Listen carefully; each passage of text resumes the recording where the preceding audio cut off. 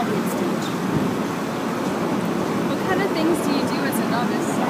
Well, mainly I continue to study church doctrines and documents and scripture. I also begin to focus on the evangelical councils. Interesting. Do you think you could tell our viewers exactly what the evangelical councils do?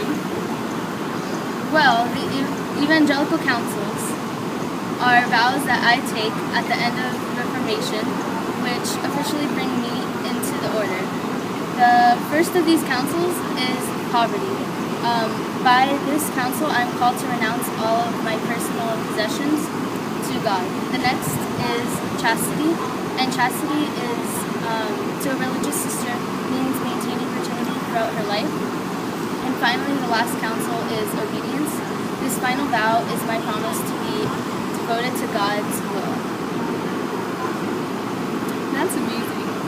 Now, you're a religious sister, correct? Yes, I am. What's the difference between a religious sister and a nun? Well, a nun and a religious sister take similar vows, but while a nun usually remains within her convent, a religious sister performs works of mercy and praise throughout the world. Wow, that's pretty distinct. Okay, just one more question.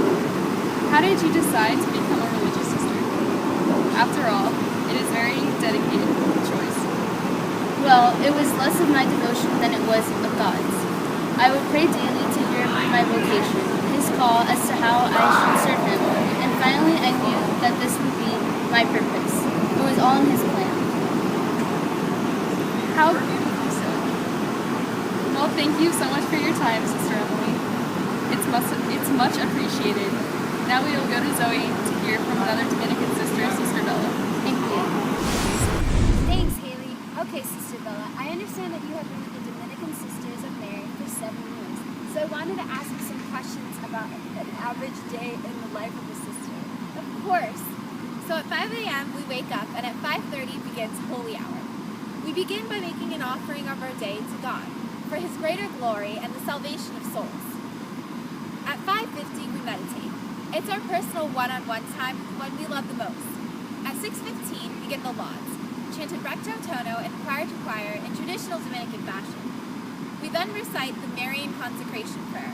Our morning is then concluded with breakfast, which is cooked and served by the sisters. Well, aren't you all busy? What comes next, sister? From 7:30 to 4, the sisters go about their day in different ways. Some sisters teach in schools and give back to their communities, which is a wonderful opportunity to live out the Dominican motto, to contemplate and to give to others the fruits of our contemplation. What do the other sisters do? Well, some sisters are sent to study and further their education in schools. Other sisters work at the mother house, and the novitiate sisters go about their father's business by carrying out household duties. Some novitiate sisters go to novitiate class, where they study an array of topics, including spiritual theology, Mariology, scripture, Dominican spirituality, literature, philosophy, and more. After the novitiates go to chapel till about 1 p.m., after which they're free to carry out recreational activities. At 4, when all the sisters return, they pray together in the chapel, and then go to eat dinner together.